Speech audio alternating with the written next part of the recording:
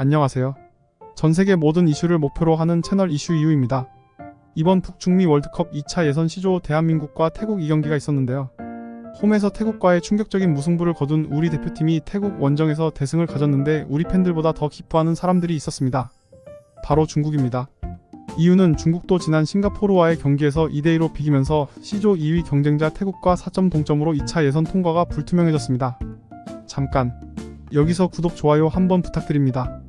26일 태국 방콕의 라자망갈라 스타디움에서 2026 북중미 월드컵 아시아 2차 예선 시조 4차전을 치르고 있는 한국이 태국에 3대0으로 승리했습니다. 피파 랭킹 22위 한국은 101위의 태국에 앞서 있으며 역대 전적에서도 30승 8무 8패의 우위를 보이고 있다. 한국은 태국, 중국, 싱가포르와 함께 시조에 속해 있으며 3승 1무 승점 10으로 선두를 유지했다. 한국은 4-3-3 포메이션으로 나섰다. 손흥민, 조규성, 이강인이 공격을 이끌었고 이재성, 백승호, 황인범이 중원에서 지원했다.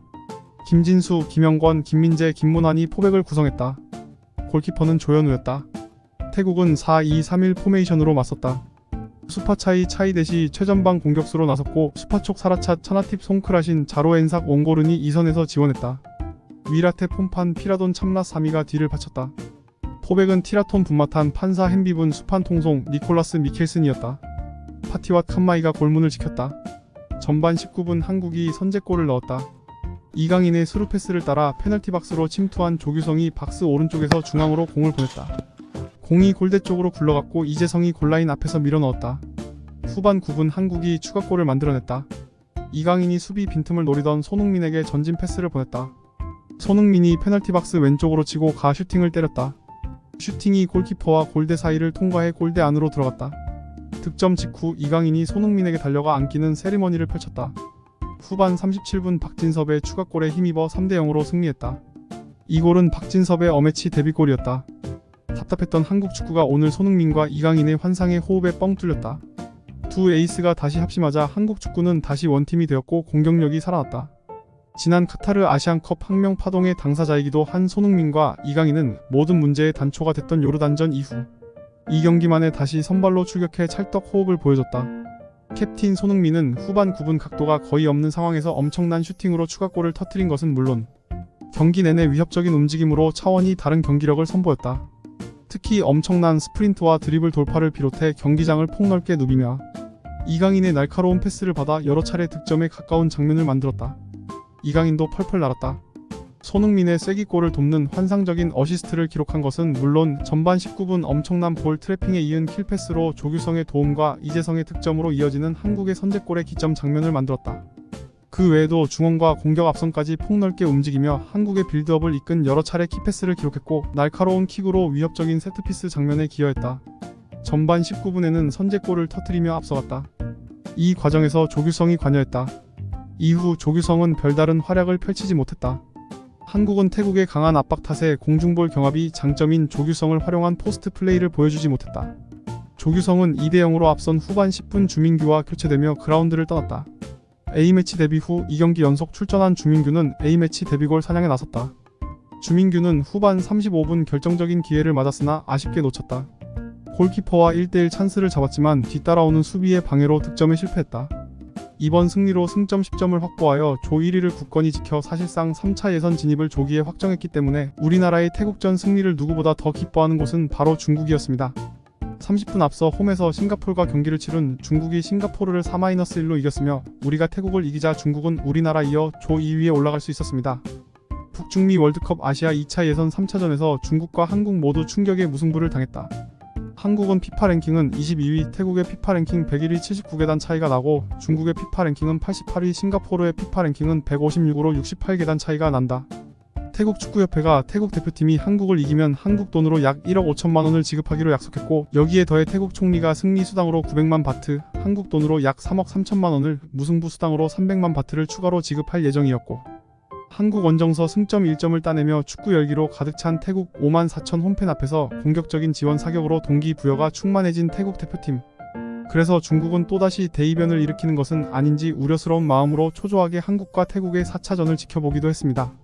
중국이 싱가포르를 4-1로 이고 자신들의 경기가 끝난 뒤 우리와 태국의 결과에 관심을 보였고 우리 대표팀이 3-0 승리를 거두자 중국 매체들은 기뻐하며 관련 소식을 빠르게 전했습니다.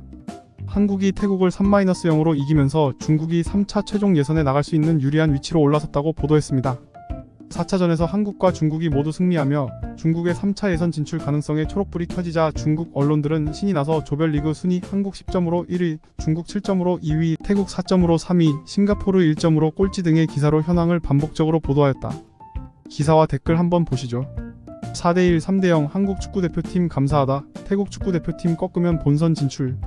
태국과의 5차전은 기본적으로 사활을 건 경기이며 이기면 최종 라운드를 남겨두고 승점 6점 차로 태국 축구팀을 누르고 조 2위를 차지할 수 있다는 점은 분명해 보입니다.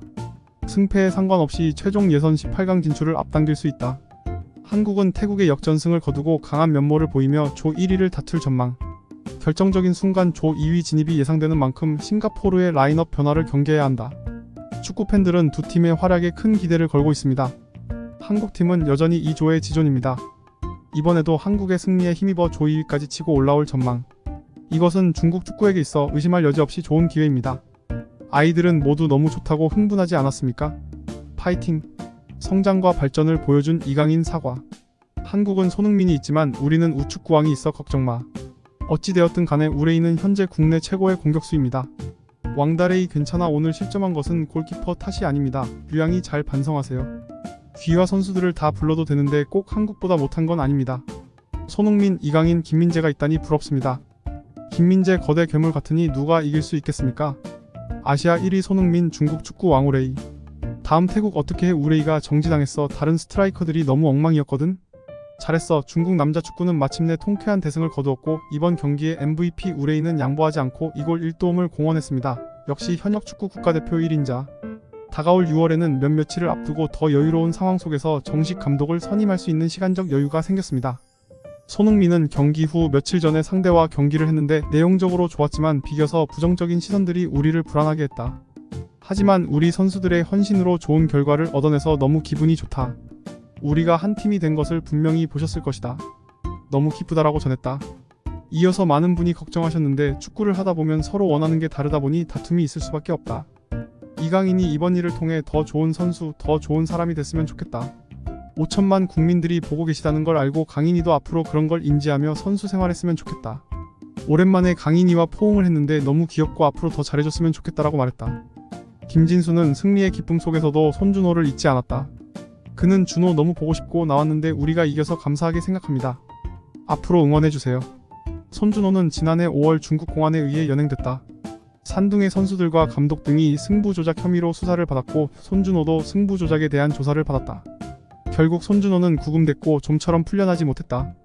다행히 3월에 접어들면서 재판이 마무리됐고 손준호도 풀려나 한국으로 복귀할 수 있게 됐다.